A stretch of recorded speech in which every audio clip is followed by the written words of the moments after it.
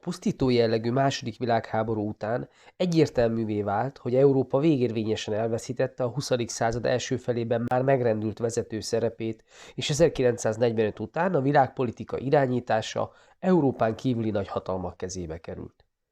Bár az Amerikai Egyesült Államok és a Szovjetunió a második világháborúban közös erővel győzték le a tengelyhatalmakat, az együttműködésüket már a háború utolsó szakaszában a bizalmatlanság, sőt az ellenségeskedés jellemezte.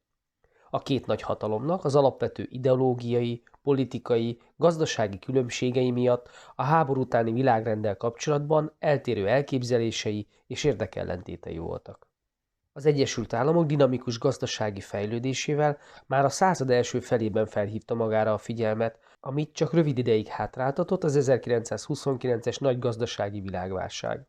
A második világháború évei alatt további robbanásszerű teljesítményre volt képes a nyersanyagkitermelés és a hadianyaggyártás területén. A 20. század közepén itt állították elő a világipari termelésének a felét, és a világexport egyharmada is innen származott.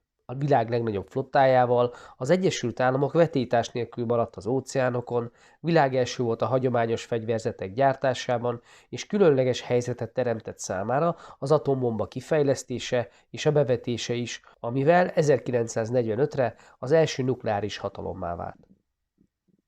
A második világháború másik nagy nyertese, a háború utáni évtizedek másik szuperhatalma, a Sztálin irányítása alatt álló Szovjetunió volt. Ez az állam szocialista elvek alapján 1922-ben jött létre, és központi irányítással, az ipar erőltetett fejlesztésével és infrastrukturális beruházásokkal a gazdasági, elsősorban ipari elmaradottságát sikerült mérsékelnie a két világháború között. A második világháborúban közvetlen támadás érte a területét, és a szovjet vezetésnek drasztikus lépéseket kellett tennie, hogy fel tudják tartóztatni a németek előrenyomulását. A Szovjetunió önvédelmi képességét úgy sikerült megőrizni, hogy a németek által megszállt területekről több mint 1500 gyárat, hadiüzemet és több millió lakost telepítettek át az Ural-hegységen túlra. Végül a szovjet ipar a nyugati szövetséges hadianyag szállítmányaival kiegészítve olyan elképesztő hadikapacitás előállítására lett képes, amit a németek hitetlenkedve néztek. 1945-ben a Vörös Hadsereg több mint 6 millió katonával, több mint 10 000 harckocsival rendelkezett, és ezzel a gigantikus mérettel Európa első számú szárazföldi hadereje volt, ami Kelet-Közép-Európa felszabadított országaiban állomásozott. A németek legyőzése azonban súlyos árat követelt a Szovjetuniótól. Az iszonyatos embervesztesség szociális problémákat és óriási munkaerőhiányt eredményezett, a hadipar elképesztő túlsúlya pedig aránytalanságot okozott a szovjet gazdaságban, amit nehéz volt a békeidőszakban gyorsan átállítani. A két szuperhatalom tehát korán sem volt azonos helyzetben, ráadásul a háború utáni világ berendezkedéséről, valamint nemzetközi kapcsolatairól nagyon más elképzeléseik voltak. Franklin Delano Roosevelt, amerikai elnök, és Sir Winston Churchill, brit miniszterelnök már 1941-ben aláírták azt az Atlanti Chartának nevezett szándéknyilatkozatot, amelyben a háború utáni béke alapelveit rögzítették. Ezek közül az elvek közül a legfontosabb a népek demokratikus önrendelkezési jogának elismerése volt. Ez azt jelentette, hogy a háború után az érintett lakosság egyértelmű beleegyezése nélkül nem lehet területi módosításokat végrehajtani, és a nemzeteknek joguk van a saját alkotmányos rendjük meghatározásához, a kormányuk megválasztásához. Ekkor merült fel az ötlete annak is, hogy a háború utáni béke és a biztonság szavatolására a Népszövetség helyébe egy új nemzetközi szervezetet kell majd létrehozni. Ezt a nyilatkozatot később elfogadta a Szovjetunió és a tengelyhatalmakkal szemben álló többi ország is, akik 1942-ben már Egyesült Nemzeteknek nevezték magukat. A jelenleg is létező ENSZ hivatalos megalakulására 1945 nyarán került sor. A világszervezet tagjai vállalták, hogy békés eszközökkel, politikai vagy gazdasági szankciókkal, végső esetben fegyveres erők bevetésével tevékenyen részt vesznek a béke fenntartásában, védik az alapvető emberi jogokat, az egyenjogúság alapján elismerik a többi állam önvédelmi jogát, és más államok belügyeibe nem avatkoznak bele. Az ENSZ legfontosabb szervei az évente egyszer ülésező közgyűlés és a biztonsági tanács, amelynek eredetileg 11, jelenleg 15 tagja van. A BT-nek 5 állandó tagja van. Az Egyesült Államok, a Szovjetunió, ma Oroszország, Nagy-Britannia, Franciaország és Kína. A Biztonsági Tanács határozatai legalább 9 támogató szavazat esetén jogerősek és a tagállamok számára kötelezőek. Az állandó tagoknak azonban a döntések meghozatalában vétójoga van. Az ENSZ szakosított intézményei között a legismertebbek a Hágai Nemzetközi Bíróság, a Nemzetközi Valutaalap, a Nemzetközi Újjáépítési és Fejlesztési Bank vagy Világbank, az Egészségügyi Világszervezet, a Kereskedelmi Világszervezet, a Nevelésügyi, Tudományos és Kulturális Szervezet és a Gyermekalap.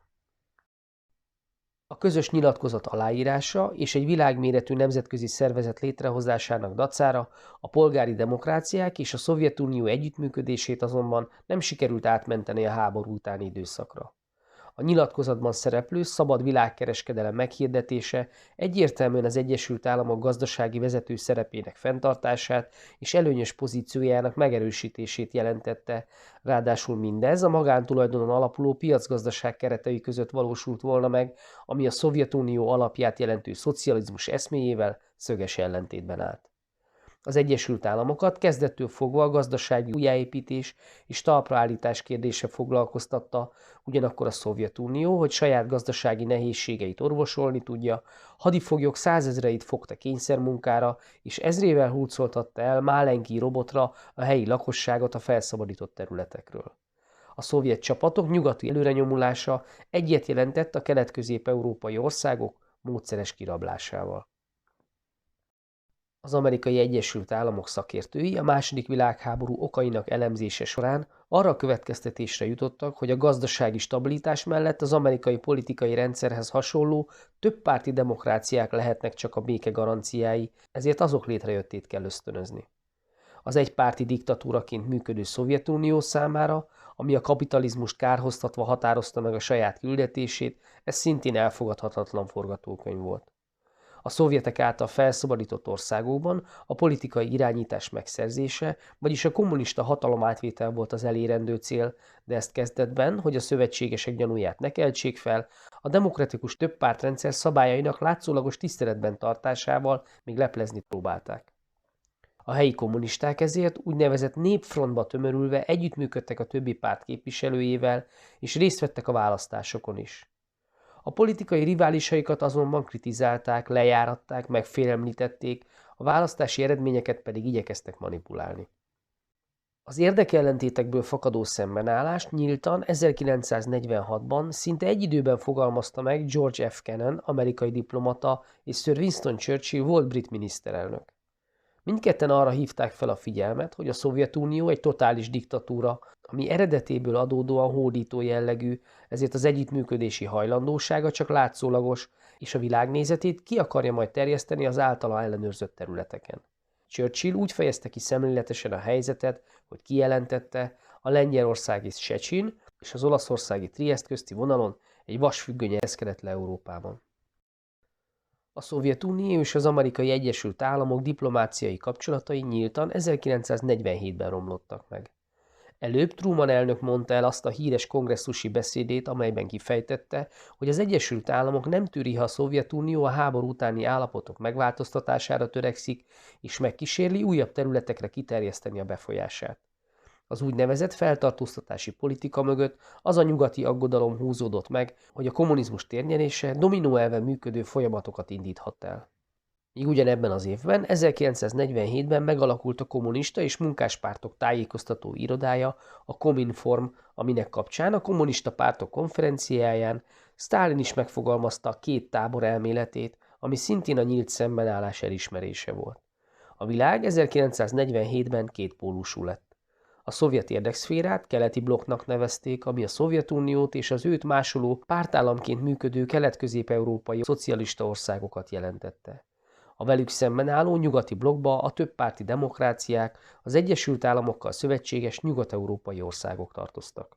A gazdasági jellegű elkülönülés figyelhető meg a George C. Marshall amerikai külügyminiszter nevéhez köthető 1947-ben meghirdetett európai újjáépítési programmal kapcsolatban. A Marshall terv 10 milliárd dollár értékű nyersanyaggal, áruval vagy tőkével kívánt hozzájárulni az európai gazdaság újraindításához és a gazdasági kapcsolatok újjászervezéséhez. A Szovjetunió és a szovjet érdekszférába tartozó országok azonban ezt a segélyt visszautasították. 1949-ben inkább létrehozták a Kölcsönös Gazdasági Segítségnyújtás Tanácsát, rövid nevén a KGST-t, ami a tervgazdálkodó szocialista országok gazdasági együttműködését kívánta erősíteni és a terveiket összehangolni. Bár a szervezet alapdokumentuma egyenjogúságot fogalmazott meg a tagok között, azok függése folyamatosan nőtt a Szovjetuniótól. A Szovjetunióból indultak ki a földgáz és kőolajvezetékek, valamint villamosenergia hálózatok. A Szovjetunió volt mindenki számára az elsődleges kereskedelmi partner, és a tagok csak rajta keresztül kerülhettek árucsere kapcsolatba egymással. Ebben az irányított rendszerben a tagok az ipari termékeiket ugyan biztosan értékesíteni tudták, de a verseny hiánya miatt minőségi elvárások nem érvényesültek, a fejlődést így nem ösztönözte semmi, ami hosszú távon komoly lemaradást eredményezett. Mivel Sztálin készült a harmadik világháborúra, egyáltalán nem alaptalanul a nyugat-európai országokban egyre erősödött a szovjet katonai fenyegetettség érzése. 1949-ben ezért jött létre az Észak-Atlanti Szerződés Szervezete, rövid nevén a NATO, ami egymást viszont biztosító egységes katonai védelmi tömbbe szervezte az aláíró országokat. A kölcsönös segítségnyújtás lényege, hogy bármelyik tagot ért fegyveres támadást úgy tekintettek, mintha valamennyiük ellen irányult volna az agresszió. A jelenleg 32 tagországot számláló szervezetet Nagy-Britannia, Franciaország, a Benelux államok, Dánia, Norvégia, Olaszország, Portugália, valamint az Egyesült Államok és Kanada hozta létre. Sztálin 1953-ban bekövetkező halálával a fenyegetettség érzése csökkent ugyan, de már kölcsönössé vált. Amikor 1955-ben Nyugat-Németország a NATO tagja lett, és létrehozhatta a saját haderejét, ez aggodalmat keltett a Szovjetunióban, ezért a Varsói Szerződés keretében egységes katonai tömbbe szervezte a kelet-közép-európai államokat, ezzel formálisan is saját parancsnokság alá vonta azok haderejét. A második világháborút követő évtizedekben az Egyesült Államok és a Szovjetunió kölcsönösen minimumra csökkentette az egymás felé irányú politikai, gazdasági, valamint kulturális kapcsolatait, és a kölcsönös fenyegetettség hatására ijesztő méreteket öltő fegyverkezési verseny bontakozott ki közöttük. Ez a hagyományos fegyvereken túl a földi élet teljes elpusztítására alkalmas mennyiségű nukleáris arzenál felhalmozását is jelentette mindkét oldalon. A felek között éles ideológiai harc bontakozott ki, és a propagandaháborúban kölcsönösen gonosznak, életellenesnek festették le egymást. A második világháború befejezésétől az 1980-as évekig tartó időszakot egyrészt az elhidegült kapcsolatok miatt nevezik hidegháborúnak, másrészt azért, mert a két szuperhatalom közötti szembenállás az emberiség szerencséjére soha nem fordult át egymás ellen irányuló közvetlen fegyveres konfliktusba. Remélem érthető volt és segített ez az összefoglaló. Ne feledd, a podcast leírásában próbára teheted a tudásodat is ezzel a témával kapcsolatban. A linkre kattintva megjelenő űrlapon az összes eddigi, ehhez a témához tartozó, egyszerű választ igénylő érettségi feladatot meg tudod oldani, és a végén a jó megoldásokat is megnézheted. Ha tetszett a podcast, akkor iratkozz fel a csatornára, ha támogatásoddal segítenéd a munkámat, akkor a leírásban megtalálod hozzá részleteket. Jó munkát, sok sikert!